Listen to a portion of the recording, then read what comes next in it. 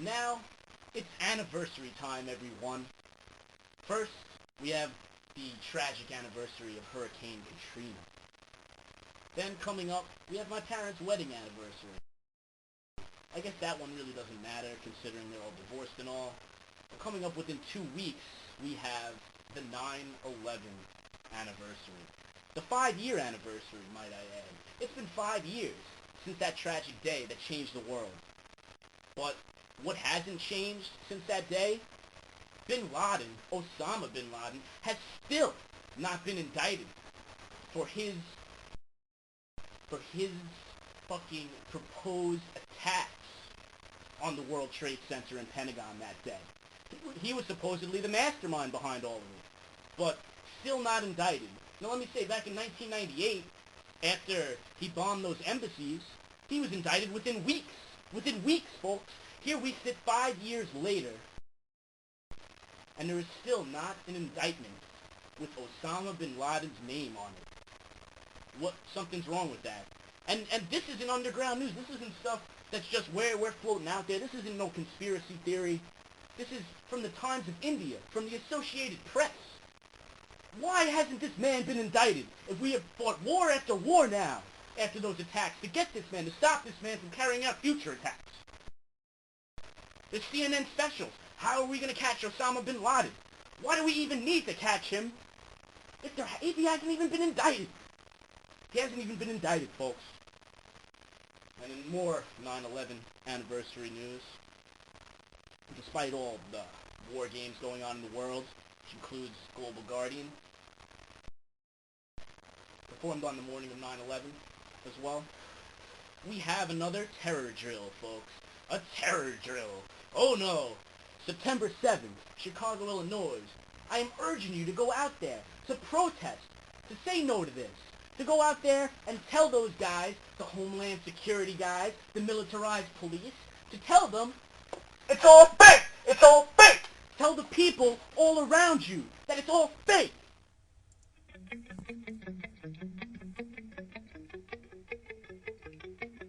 The fucking United States of America.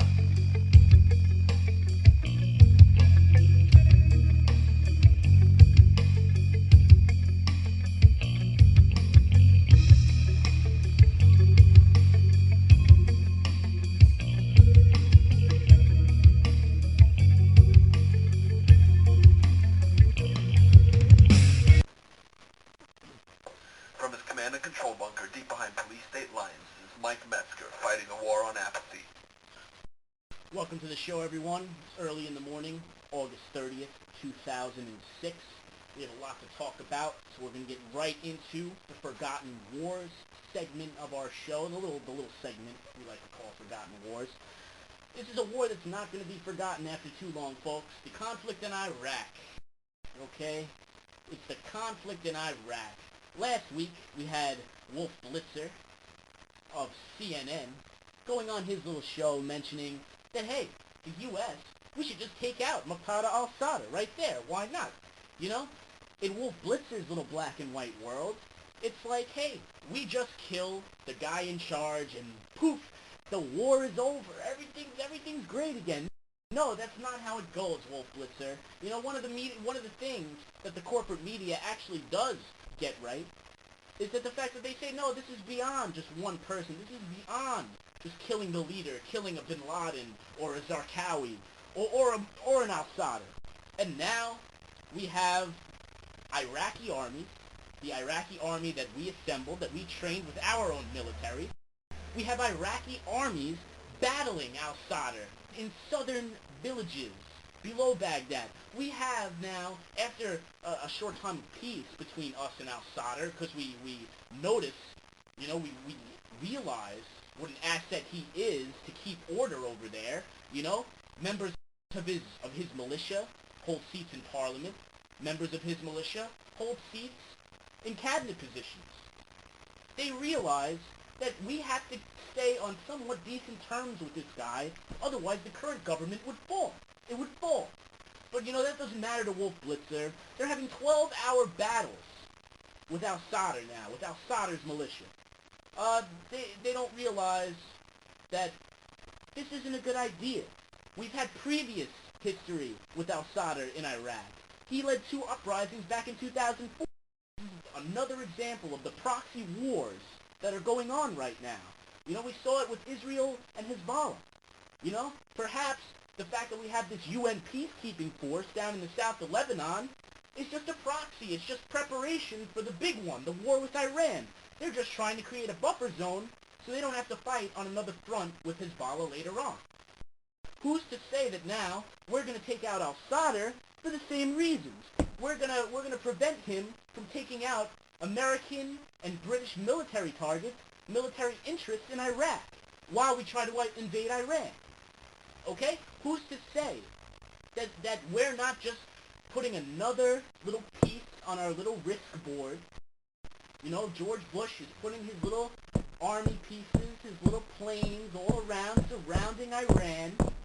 Who's to say that, hey, Muqtada al-Sadr might be just another piece on George Bush's little risk game, his little game of risk he's been playing, ladies and gentlemen.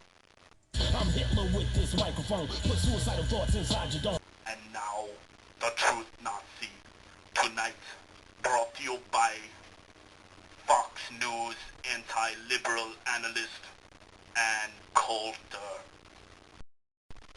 We have billions of angry fanatics who want to destroy America, slit our throats, kidnap Americans, and blow up planes. Of course, this is the most important issue.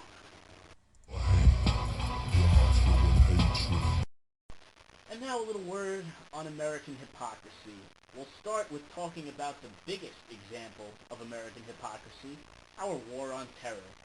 Like I've said earlier on this show, there's a war, it's a war for freedom and democracy, apparently.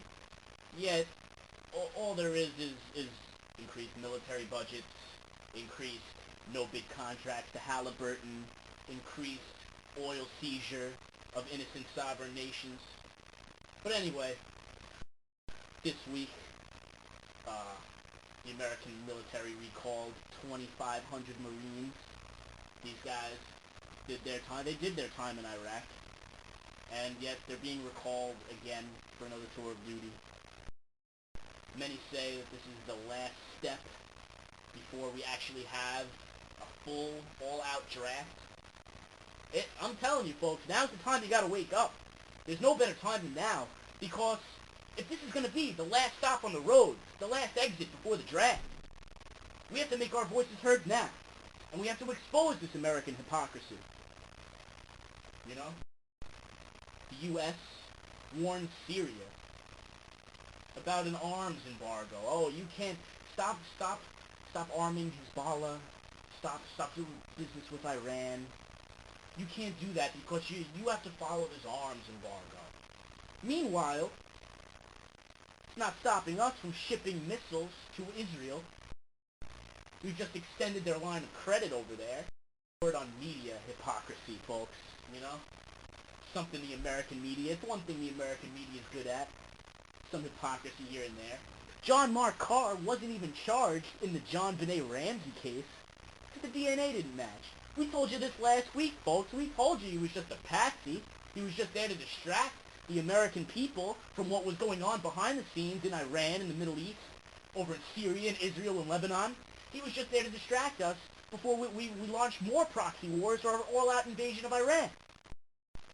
But John Carr's DNA didn't match.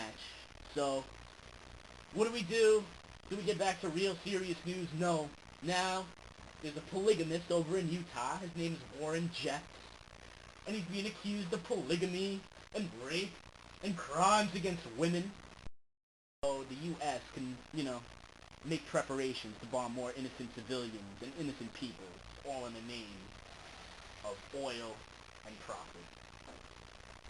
Thanks for watching, folks. It's been a hell of a ride. Say it with me. War on apathy.